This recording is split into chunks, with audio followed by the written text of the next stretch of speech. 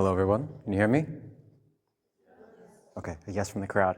All right, the best way to begin this story is in South Kensington, England. It's a Wednesday in the late spring, 1980.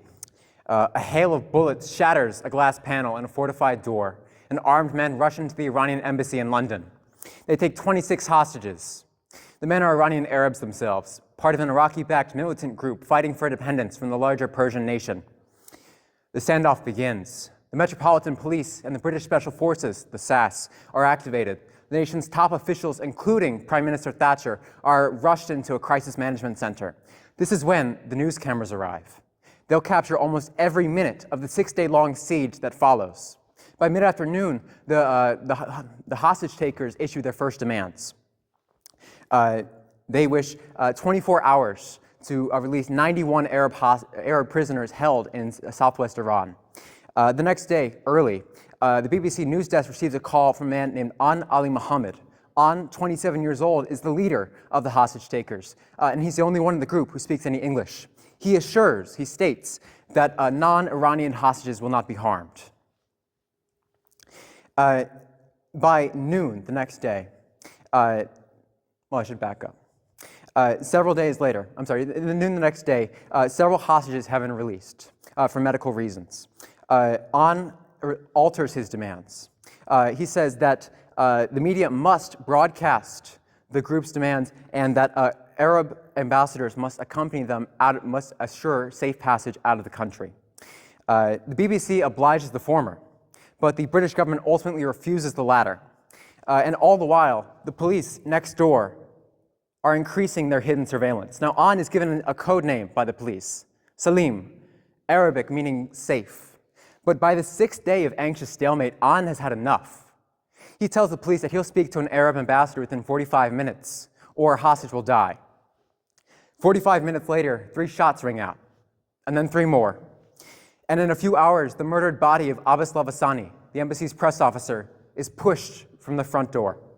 5,000 years earlier, in the ancient Sumerian city of Uruk, an accountant pushes his reed stylus into a clay tablet, signing his name, Kushim, the earliest recorded name in writing. CPAs weren't a thing back then, so accountants mostly dealt with grain transactions. Clay tablets recording the purchase and sale of barley. Writing, and thus literacy, was an invention of the trade. King Gilgamesh, of the Epic of Gilgamesh, once ruled over Uruk. One passage from the epic states, "Life which you seek, you will not find. For when the gods created man, they let death be his share, and life withheld for their own hands." Following Lavasani's death, a written request for intervention flies up the chain of command. Thatcher approves, and the army begins for an all-out assault. Later, a SAS operative claims that a message from Thatcher, unwritten and off the record, is relayed to the assault team. Quote, "The Prime Minister did not want an ongoing situation at the embassy," which we took to mean they didn't want anybody coming out alive. No surviving terrorists. The SAS teams on site begin their assault. Operation Nimrod is a go. According to biblical myth, the ancient king Nimrod was the founder of Uruk, the city of Uruk, and his second in the vast kingdom of Shinar. Abrahamic tradition also identifies Nimrod as the leader of the single language peoples that created the Tower of Babel. This tower's incredible height offended their god, who confused their speech into many languages and scattered them across the world. United in language, Nimrod's subjects created a magnificent monument to human capability. But each would leave with their own tongue, and destruction ensued. Thousands of years later, all 17 minutes of the assault on the embassy are broadcast live on television. SAS operator teams rappel simultaneously from the roof. A stun grenade is dropped through a skylight, a flash, and then a fiery bang from the first floor window. Soldiers flood the embassy. Inside, a hostage tackles An, who is still armed. He watches as An is shot dead. Later, he says, quote, "Salim would have been dead before he hit the floor." Hostages flee or are pushed to safety as soldiers hunt the remaining gunmen. In the embassy's TEDx room, a controversial showdown. Hearing the incoming assault, 2 captors open fire on several Iranian hostages, killing one and wounding another. According to 3 hostages present, the captors are then persuaded to throw down their guns and surrender. Live camera footage shows a similar image. Weapons are thrown out of the window, and a white flag of surrender is waved timidly. But seconds later, 2 soldiers arrive, and the seemingly unarmed captors are quickly shot dead. Later, an official inquest will reach a verdict. These are ruled justifiable homicides.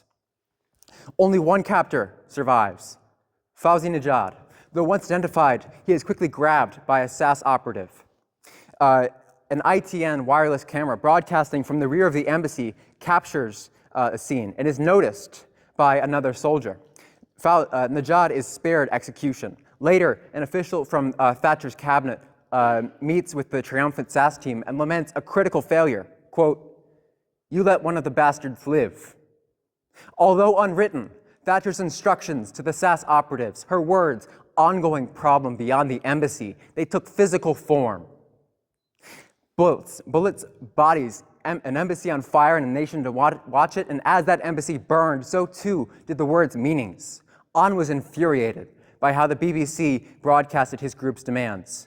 And An himself, the man codenamed Salim or Saif, is days later shot dead. Across thousands of years, our words continually outlive us, recorded in various mediums, but always with the same urgency to be understood. And so I urge you, watch your language. The careful speaker holds remarkable power among chaos, confusion, and noise. Just as language is the tool of our trade, so too are we its tradesmen. And thus, our words shape us, flowing through time, carrying fragments of who we are long after we've fallen silent. And so, to cap it off, you should watch your language. You should choose your words carefully, because they may be the only part of you that truly survives. Thank you very much.